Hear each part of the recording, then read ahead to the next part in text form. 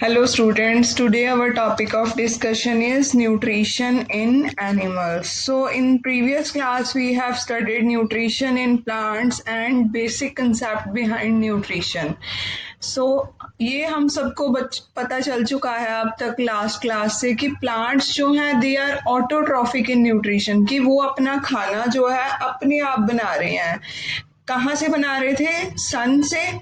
तो सन जो है इस द बेसिक क्या हुआ, ये सन जो है ये इससे जो है सन की सनलाइट से जो है न्यूट्रिशन ड्राइव कर रहे हैं प्लांट्स. तो प्लांट्स जो हैं वो क्या हो गए हमारे पास यहाँ पे प्रोड्यूसर्स. और उस on the other side the अब प्रोड्यूसर से कौन ले रहा है nutrition? Animals. So animals are heterotrophic in nutrition. तो हेट्रोट्रॉफिक क्यों हुए? क्योंकि वो प्लांट्स के ऊपर डिपेंड कर रहे हैं for the process of nutrition.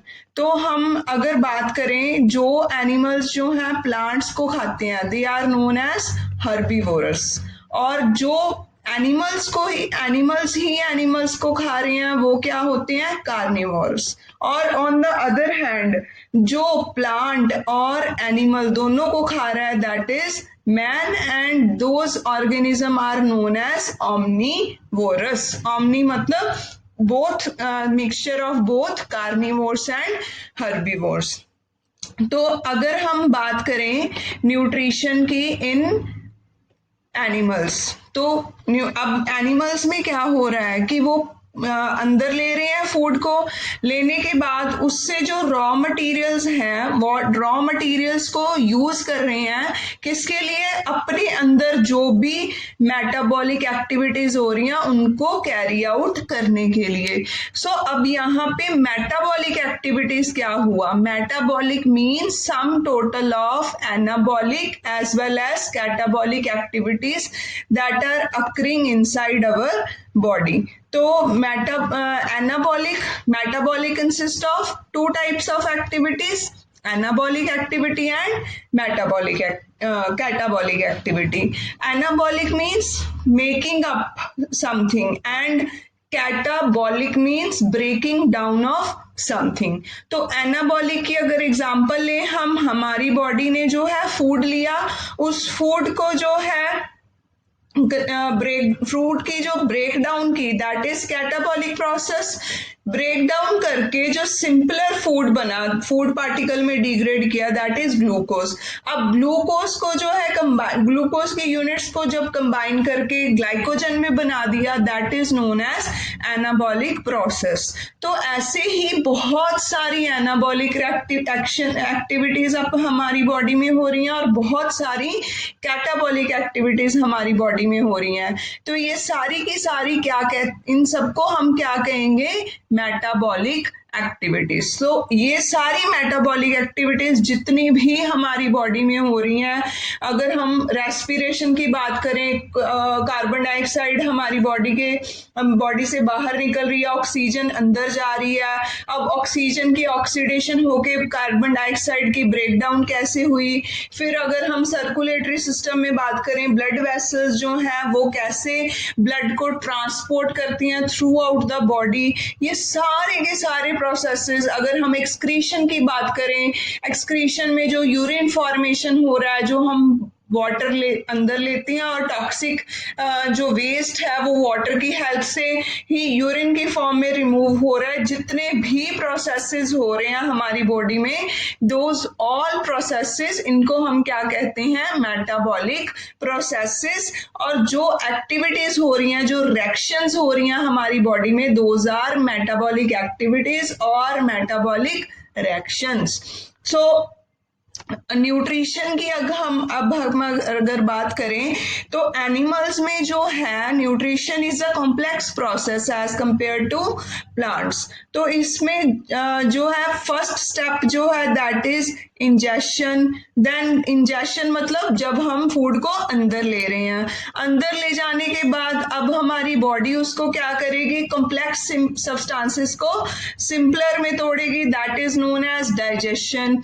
अब उसके बाद अब जो ये सिंपलर फॉर्म में ब्रेक हो चुका है, इसको जो है हमारी बॉडी जो है एब्जॉर्ब करती है, इसके जो सिंपलर न्यूट्रिएंट्स है उसको एब्जॉर्ब करती है। जब हम हमारी बॉडी सॉल्यूबल फॉर्म में जो कन्वर्ट होके वो इंटेस्टाइन के वॉल्स में जब एब्जॉर्ब हो जाती है, that process is known as absorption.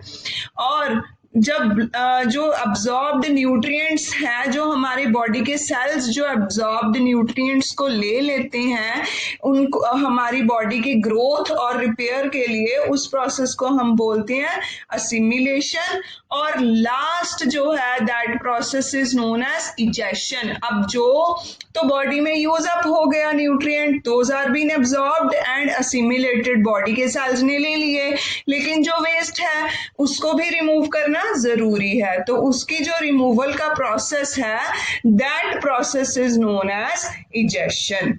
तो हम जो है एक एक करके पढ़ेंगे कि कैसे इंजेक्शन से लेके इजेक्शन तक हमारी बॉडी मूव करती है। तो हमारी बॉडी में जो ह्यूमन बींग्स हैं, अगर हम अब हम मल्टी सेलुलर एनिमल्स की बात करेंगे, तो ह्यूमन बींग्स में क्या हो रहा है, ह्यूमन बींग्स माउथ से लेते हैं, माउथ से अंदर ले रहे हैं, इस प्रोसेस को क्या कहेंगे, इंजेक्शन। अंदर चला गया फूड हमारे, और जब बाहर निकल रहा है through anus, rectum and anus, this process is known as ejection. अब इसके इन बिटवीन जो प्रोसेस चल रहा है वो क्या है, digestion, absorption and assimilation. Digestion में क्या होता है, ईसोफेगस जो है, ईसोफेगस क्या होती है, हमारी फूड पाइप। हम मुंह से खाना खाते हैं, मुंह से खाना खाते हैं, तो ईसोफेगस जो है हमारी फूड पाइप मुंह से हमारे स्टमक यानी कि पेट तक लेके जाती है। This process is known, movement जो है इस प्रोसेस की, ये अंदर लेके जाएगा। उसके बाद स्मॉल इंटेस्टाइन में ये अब हमारा खाना जो है एब्जॉर्ब होता है, एब्जॉर्प्शन। असिमिलेशन जो है स्मॉल इंटेस्टाइन में होती है, उसके बाद खाना मूव कर जाता है लार्ज इंटेस्टाइन। लार्ज इंटेस्टाइन में असेंडिंग कॉलम से होता हुआ डिसेंडिंग कॉलम के थ्रू एनस से बाहर निकल जाता है। तो अब हम अगर बात करें, ये पूरे का पूरा जो सिस्टम है माउथ से लेके एनस तक, इसको हम क्या बोलते हैं, एलिमेंट्री कैनाल, और सिंपल लैंग्वेज में डाइजेस्टिव सिस्टम। इनके अलावा ये जो सारे सीक्वेंस है, इसके अलावा जो है कुछ ग्लैंड्स एसोसिएटेड होते हैं। जो ग्लैंड्स क्या होता है, कोई भी थैली या कोई भी पैकेट जहां पे कुछ यूजफुल जो है सब्सटेंस स्टोर है, that substance is hormone. Hormone जो है हमारी बॉडी की जितनी भी एक्टिविटीज हैं उनको कैरी आउट करने में हेल्प करते हैं। तो पैनक्रिया, लीवर एंड पैनक्रियाज जो हैं, दो ग्लैंड्स हैं जो कि हमारी बॉडी में हेल्प कर रहे हैं for the process of digestion. तो अब हम अगर स्टार्ट करें, फर्स्ट प्रोसेस हमारा था इंजेक्शन, जहां से हम फूड ले रहे हैं। कहां से ले रहे हैं, ओरल कैविटी से, या हम इसको सिंपली क्या कहें, माउथ से। खाना खाया हमने, अब खाना खाने के बाद हमारे माउथ से ही डाइजेशन स्टार्ट हो जाती है। वो कैसे, डाइजेशन क्या है, पहले break down of complex food into simpler foods. तो यहाँ पे क्या हो रहा है, हमारे माउथ से ही डाइजेशन शुरू हो गई है। क्या हुआ, हमारे माउथ के अंदर जो है सलाइवा है। सलाइवा कहाँ से आ रहा है, हमारे पूरे माउथ के अंदर सलाइवरी ग्लैंड्स प्रेजेंट है। सलाइवरी ग्लैंड्स, अब नाम ही बता रहा है, सलाइवरी ग्लैंड्स, जिन ग्लैंड्स में सलाइवा बनता है। सलाइवा जिसको हम हिंदी में थूक भी कहते हैं, ठीक है। तो सलाइवा क्या है, सलाइवा में सलाइवरी अमाइलेज एंजाइम होता है, और पटाइलिन, जिसको हम पटाइलिन भी बोलते हैं। सलाइवरी अमाइलेज का क्या फंक्शन है, सलाइवरी अमाइलेज जो है माउथ से ही जो है स्टार्ट कर देता है क्या, डाइजेशन को। कैसे सलाइवरी अमाइलेज जो है वो ग्लूकोज जो है, स्टार्च जो हम खाते हैं उसको ग्लूकोज में ब्रेक डाउन करता है। अब जब हमारे ओरल कैविटी माउथ से कहाँ पे जाएगा, ईसोफेगस में। ईसोफेगस में, अब ईसोफेगस मैंने आपको बताया था फूड पाइप होती है, तो इसमें क्या हो रहा है, through peristaltic movement. Peristaltic movement क्या होती है, पुश एंड पुल मूवमेंट, कि एक पाइप की तरह होता है, पाइप जो है ऊपर से पुश कर रही है, खाना नीचे चला गया, फिर ऊपर से पुश कर रही है, खाना नीचे चला गया। तो ऐसे धीरे धीरे करते हमारा जो खाना है ईसोफेगस से पेरिस्टाल्टिक मूवमेंट से होता हुआ, की हेल्प से होता हुआ कहाँ पे आ जाता है, स्टमक में, पेट, जो कि जिस जहाँ पे क्या है, सिक्रीशंस जो है होती हैं। हमारे स्टमक में कौन सी सिक्रीशन होती है, गैस्ट्रिक जूसेस की सिक्रीशंस क्या होती है, कुछ निकलता है, जहां से कुछ निकल रहा है, that process is known as secretion, जो लिक्विड फॉर्म में कुछ निकल रहा है। तो लिक्विड फॉर्म में क्या निकल रहा है, गैस्ट्रिक जूसेस हमारे पेट में। तो गैस्ट्रिक जूसेस में क्या होता है, HCl and protein degrading enzymes. Protein degrading, protein को डिग्रेड मतलब प्रोटीन की ब्रेक डाउन करने वाले एंजाइम्स। अब सलाइवरी अमाइलेज एंजाइम की हमने बात की सबसे पहले ओरल कैविटी में। अब हम बात कर रहे हैं प्रोटीन डिग्रेडिंग एंजाइम की। तो what is protein degrade enzyme, enzyme क्या होता है, आप लोगों ने 9th में केमिस्ट्री में पढ़ा होगा कैटालिस्ट। कैटालिस्ट क्या होता है, जो बिना रिएक्शन, केमिकल रिएक्शन में पार्टिसिपेट किए सिंपलर सब्सटेंसेस में ब्रेक डाउन करता है किसी भी कॉम्प्लेक्स सब्सटेंस की। तो यहाँ पे कि पेप्सिनोजन एंजाइम आ गया। अब अगर हम बात करें सिंपलर सब्सटेंसेस की, तो सलाइवरी अमाइलेज ने क्या किया था, हमारे मुंह में स्टार्च की ब्रेक डाउन की थी ग्लूकोज में। यहाँ पे स्टमक में पेप्सिनोजन, काइमोट्रिप्सिनोजन और प्रोटीएज एंजाइम जो है, ये क्या करते हैं, प्रोटीन्स की ब्रेक डाउन करते हैं into peptone. But in enzymes की एक्टिविटी के लिए HCl यानी कि एसिडिक कंडीशंस का होना क्या है, बहुत जरूरी है। HCl जो है उसका क्या फंक्शन है, एक तो वो एक्टिवेट कर रहा है प्रोटीन डिग्रेडिंग एंजाइम्स को, दूसरा ये बैक्टीरिया क्या कर रहा है, दूसरा ये एसिड क्या कर रहा है, हमारे पेट में ही जो है बैक्टीरिया को किल करता है। तो आप देखिए कि कुदरत ने कितनी खूबसूरत चीज बनाई है। अगर बाहर हम एसिड हमारी बॉडी पे गिरता है तो वो जला देता है हमारी बॉडी को, लेकिन हमारे ही पेट के अंदर HCl is there but it is not harming us. How beautifully nature has designed the things. तो अब यहां से क्या होगा, फूड जो है एग्जिट होगा फ्रॉम द स्टमक।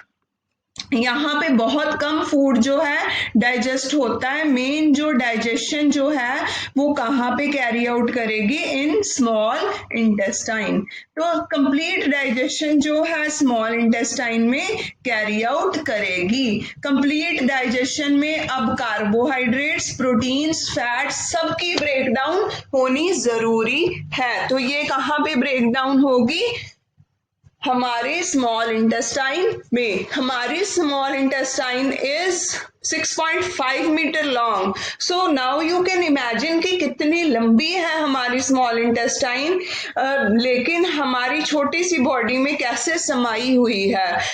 अब हम बात करेंगे स्मॉल इंटेस्टाइन फंक्शन कैसे करती है। तो जो मैंने आपको स्टार्टिंग में दो ग्लैंड्स बताए थे, पैनक्रियाज एंड लीवर, जो कि गैस्ट्रिक जूसेस जो है सिक्रीट कर रहे हैं। पैनक्रियाज और लीवर जो है गैस्ट्रिक जूसेस सिक्रीट कर रहे हैं। गैस्ट्रिक वर्ड जो है हम यूज करते हैं कहाँ पे, गैस्ट्रिक वर्ड हम यूज करते हैं